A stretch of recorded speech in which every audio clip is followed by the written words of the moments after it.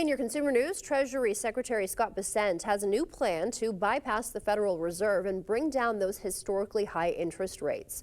Bessent said the Trump administration wants to focus on lowering long-term interest rates, which are largely influenced by the yield on the 10-year U.S. Treasury note. The Federal Reserve's decisions, on the other hand, have a more direct effect on short-term interest rates, which control borrowing costs for Americans.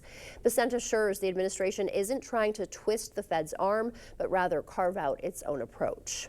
And America's job market is showing signs of cooling this morning. First-time unemployment claims jumped to 219,000 last week. That was higher than expected.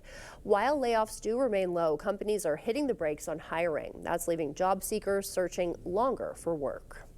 And Super Bowl Monday just got a caffeine boost. Starbucks is offering free coffee to help with those post-game blues. Rewards members can grab a free tall, hot, or iced brew anytime Monday. If you're not a member, you can sign up that day and you'll still be able to score the freebie.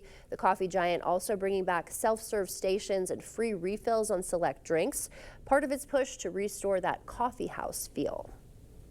And a deadly strain of bird flu is taking a significant crack at the nation's egg supply.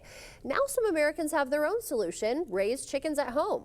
Naomi Ruckham takes us inside the backyard chicken trend as the rise in egg prices shows no sign of slowing down.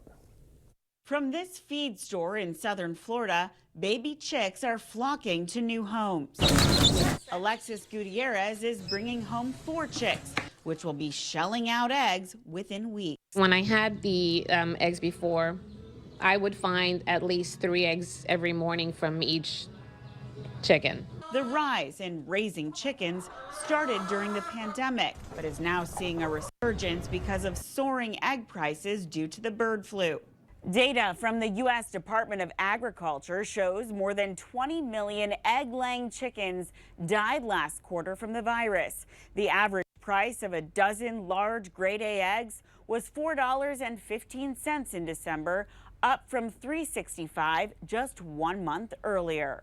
And that is taking a toll on everyday Americans, along with restaurant owners. All your breakfast restaurants and stuff are going to be feeling the brunt of that, and probably, I'd say, for the rest of this year. But the logistics of raising chickens at home can sometimes be tough to crack, and getting started isn't cheap. Costs vary from about $200 to $2,000 just for the coop, not to mention chicken rules vary by region.